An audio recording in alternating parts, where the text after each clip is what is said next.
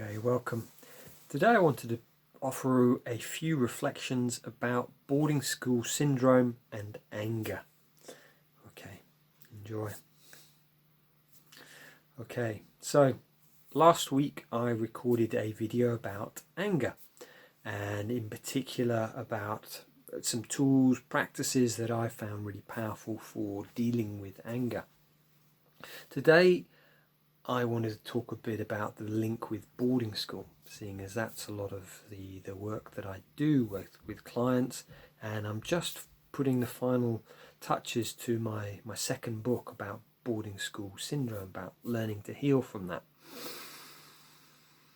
So for me, anger. Tomorrow, I've been doing men's circles throughout the lockdown for the last 4 months, every 2 weeks, and I've got one coming up tomorrow for men about anger. So I've been doing lots of research, and it has been one of my struggles in my life, and therefore I have lots of books. I have a pile of books down there which I've been reading through. Thich Nhat Hanh's, Dalai Lama's, the Thai forest traditions, Emma Seppala's book, The Happiness Track. So I've been looking through these different books, and I realized that our relationship as ex-boarders, so I went to boarding school for 7 years, our relationship is not usually a very positive one. And what I love is that, especially the British, we have this thing of stiff upper lip, and our relationship to anger is one of suppression, really, until we drink, and then we go into overly expressing it, and we go fighting. If you've ever seen the World Cup, or the kind of the English hooligans, which I used to kind of be part of when I left boarding school. I got into football, and I was in that crowd for a while. So we go from this repression to expressing and but overly doing so.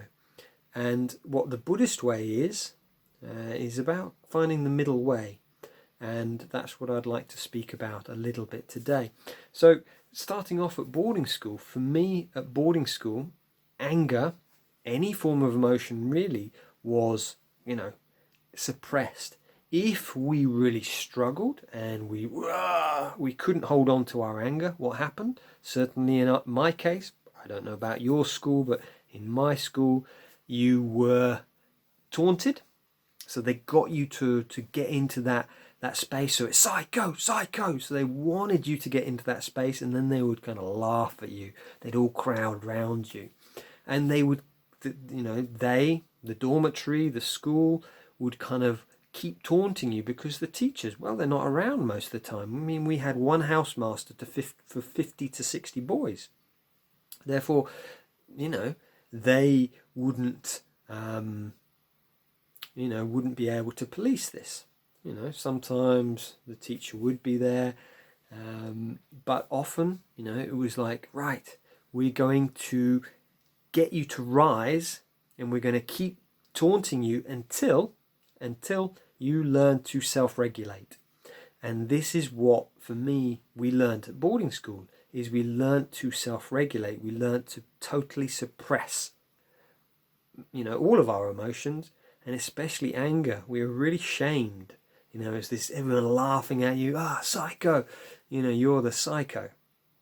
And for me, I came into boarding school, I had a really nasty temper.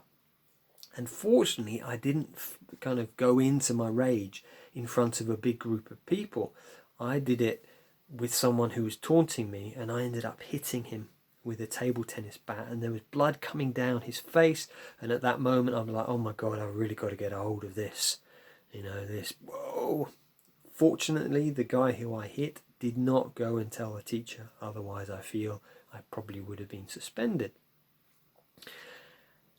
And this happened again a little bit later on, and that was more through drinking. That again, someone humiliated me, laughed at me, and I just been drinking gin. I ended up hitting him, headbutting him. So it was like, and then I went into that shame. And, you know, so what I kind of would like to share is that we self-regulate, we repress, and I feel, and this is kind of what Thich Nhat Hanh's saying as well, is that there's nothing wrong with anger. In my 20s, the abbot who I lived with, I was living in a Buddhist monastery, he said to me, there's nothing wrong with anger. It's just energy. You know, it's this middle way of, it's life force. It's like, it's passion. I was listening to a Jungian analyst talk about anger yesterday, and she was saying that, you know, it's this, right, something's got to be done. It's like this life force comes up. Something's got to change. And, you know, I feel that we're missing that. And often what can happen is when we don't have access to the anger, we can go into depression. We can go into lethargy, apathy. Oh, I can't be bothered with life. And that's what happened to me. In my often times when I suppressed my anger, I'd go into depression. So, I've made some notes. I said I'd read you a quote from... So, it's kind of looking at this spectrum here. So, kind of from the Dalai Lama's perspective, you know, so if we have the suppression and then we have the expression and we're really expressing it. What I found with myself is that in my 20s, monastic life, I had started to really express it, but I really struggled to get a handle on it. I'd go into anger all the time. So from totally suppressing it, then I kind of started to indulge. And the Dalai Lama said, if you simply get more and more used to letting these, he says, them happen, and that means for him it's rage, anger, hatred. He says, and just keep expressing them, this usually results in their growth, not their reduction. And then he carries on saying, feelings of anger and hatred arise from a mind that is troubled by dissatisfaction and discontent. So the idea is, so that's kind of the idea is, you know, I think sometimes if we've not expressed anger for a while, it can be really useful to kind of get into that angry space, to, you know, punch a pillow or whatever. But what he's saying is if we keep doing that, as I used to do, it just comes out everywhere. I've just practiced expressing my anger, and therefore I get angry at this person, that person. So our work then is to find this middle way. And I love what Thich Nhat Hanh says. He's saying, who's a Vietnamese Buddhist monk, and he says, when we get angry, it's like someone has set our house on fire and our house is burning. What we generally do is we kind of run after the other person. We want to kind of go after the arsonist. But he said, what we need to do is put the fire out first. And he talks about 5 steps. And he says, and I talk about this in my book, one of the practices. One is like mindful breathing. So you're feeling the anger. It's like, okay, I'm feeling this. And at the beginning, if you've suppressed it, you might not have that connection. You might find that immediately you suppress it. It's like, oh, I'm fine. It's like just giving yourself that space. Actually, I feel a bit angry. So the first thing is to start breathing. Breathing in, breathing out. And then he talks about the next level is walking. So you're walking back and forth. And I find this useful because rather than it just being in your head, you're consciously walking back and forward. I feel angry. So breathing in. And he has these words which I'll just, I've mentioned in some of my other videos. Breathing in, anger has arisen in me. Breathing out, I'm taking good care of this anger. Breathing in, anger has arisen in me. Breathing out, I'm taking good care of this anger. And we just do that. And Thich Nhat Hanh says that what is important is that we imagine they're like potatoes, that it takes 15-20 minutes to cook the potatoes. It doesn't take 2 breaths and then our anger is gone. No, we need to just breathe in and then out for 15-20 minutes, walking back and forwards. We take ourselves off somewhere else and we let that energy just be. And as I shared last week, often underneath the anger for me are tears. It's sadness, it's energy, it flows, and I feel much more joyful. But if I get stuck in anger, I can end up proliferating, going, oh, this person's like this, or oh, this is not working, or I've got a problem here. Whereas if I very quickly go into the breath, I relax, tears might come, emotions flow, and then I can let it go. So I'll just do the quote from Thich Nhat Hanh. He says, anger is like a howling baby, suffering and crying. The baby needs his mother to embrace him. You are the mother for your baby, your anger. The moment you begin to practice breathing mindfully in and out, you have the energy of a mother to cradle and embrace the baby. And it's really important. So it's like, rather than suppressing, rather than going, ah, it's like, no, we're coming back, we're feeling. Because often I find that when I used to just punch a punch bag when I was really angry, I'd feel really depleted afterwards.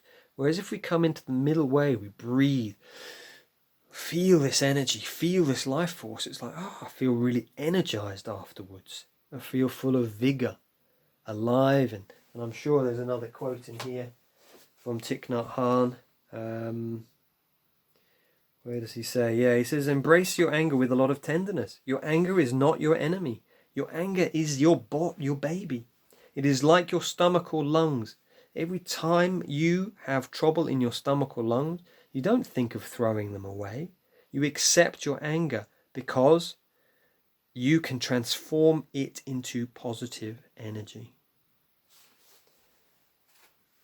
And so this for me is radical. I wasn't taught this at boarding school, that there's a middle way, that actually anger's okay.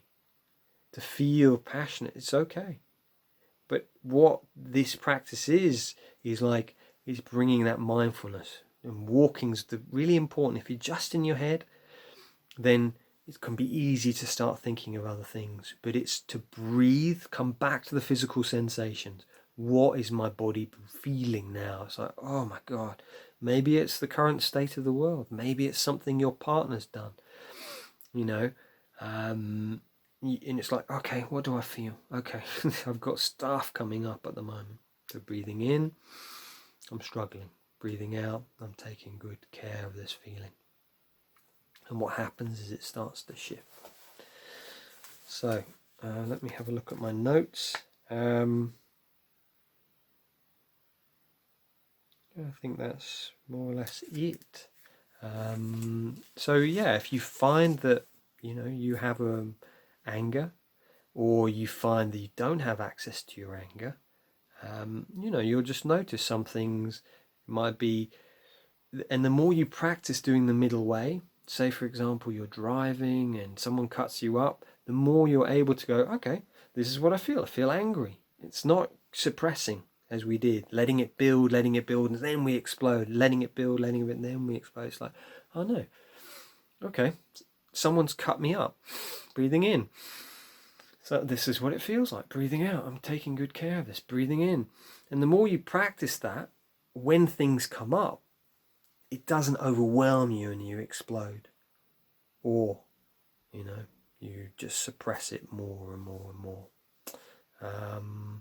So yeah, just some reflections about anger, and in particular around boarding school. So I feel hopefully this gives you some ideas of some practices to do, and just notice, do you feel angry? But you just don't access this, or you just, it's like, let that energy up. Let that vitality up. Where are you feeling it in your body? Walking back and forth, rather than putting it off. Look at it now. Go, right, I'm going to look at my anger. So any questions, please do let me know. If you like this, please give a thumbs up or leave comments below, or message me. So as I said, we've got a men's circle tomorrow night. I'll put a link in the description, and that is about anger. So any man may join. It's £5 to £15 to join the circle. So many blessings. Enjoy. Okay, take care. Bye for now.